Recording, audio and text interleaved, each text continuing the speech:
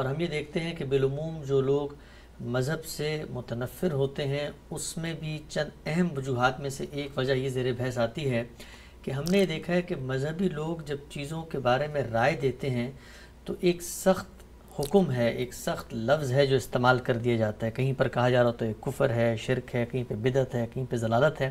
سوال میرا آپ سے یہ ہے کہ اس کا دائرہ کیا ہے؟ ایک مذہبی عالم جب کسی دینی بات سے انحراف ہو رہا ہو تو اس کو بیان کیسے کرے گا؟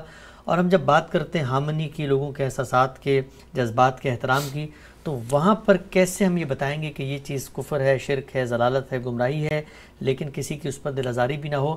آپ کا اپنا جو پورا فریم ورک ہے، آپ نے جو کام کیا مذہبی چیزوں پہ، اس میں کیسے اس کو ملحوظ خاطر رکھا؟ اس میں سب سے پہلی بات تو یہ جان لیجئے کہ کسی فرد کے بارے میں حکم لگانے کا حق نہ مجھے ہے نہ کسی عالم کو ہے. اس میں تو ادنیٰ درجے کا تجاوز بھی نہیں کیا جا سکتا. یعنی ایک شخص کہتا ہے کہ میں مسلمان ہوں، ایک شخص کہتا ہے کہ میں دین کا ماننے والا ہوں، ایک شخص کہتا ہے کہ میں شرک نہیں کرتا، میں کسی بدعت کا ارتکاب نہیں کرتا. یہ جو کچھ وہ بیان کر رہا ہے اس کی بنیاد پر ہم اسے مسلمان ہی کہیں گے. اس کے بارے میں کوئی بری بات نہیں کہی جا سکتی. لیکن نظریات، خیالات، جو بات ہے اس کا جائزہ بلاگ طریقے سے لینا ہر طالب علم کی ذمہ داری ہے، ہر عالم کی ذمہ داری ہے.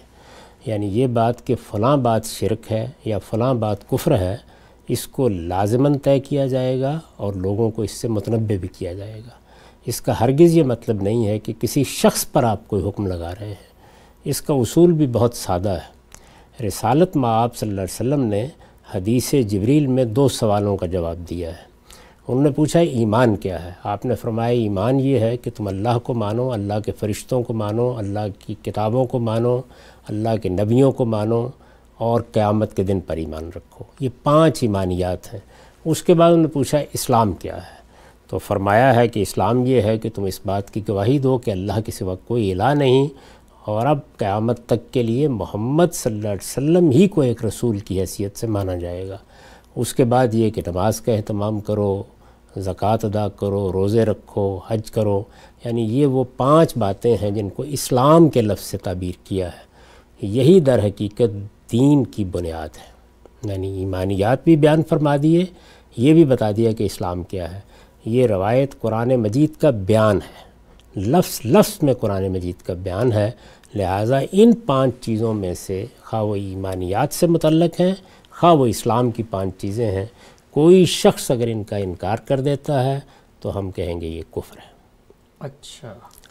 دوسری چیز کیا ہے؟ دوسری چیز یہ ہے کہ اس میں جو گواہی دی گئی ہے کہ لا الہ الا اللہ، تو ظاہر ہے کہ اللہ کے سوا کوئی الہ نہیں. تو اگر کوئی شخص کسی کو الہ بنائے گا تو ہم اس پر شرک کا اطلاق کریں گے، اس فعل پر. یعنی یہ کہیں گے کہ یہ فعل شرک ہے. اور اگر ان 10 چیزوں کے معاملے میں یعنی 5 ایمانیات اور 5 اسلام کی چیزیں تعویل کی بنیاد پر کوئی انحراف اختیار کیا جائے گا، یعنی یہ تو نہیں کہ انکار کیا جا رہا ہے، تو ہم کہیں گے کہ یہ گمراہی ہے. اچھا. یہ بہت سادہ بات ہے اور اس کو رسالت مآب صلی اللہ علیہ وسلم نے اسی لیے متعین کر دیا ہے تاکہ اس بحث کا دروازہ ہی ہمیشہ کے لیے بند ہو جائے.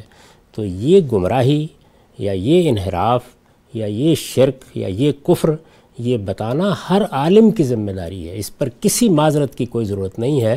البتہ فرد پر حکم لگانا یہ ہمارا کام نہیں ہے. یعنی کوئی فرد ہے، وہ اپنے آپ کو مسلمان کہتا ہے، میں ادنیٰ درجے میں بھی اس کے اس دعوے کو جھٹلانے کے لیے تیار نہیں ہوں.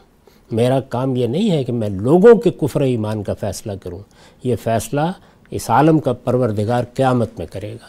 اس کی ذمہ داری نہ مجھے دی گئی ہے، نہ اس کا حق مجھے عطا کیا گیا ہے.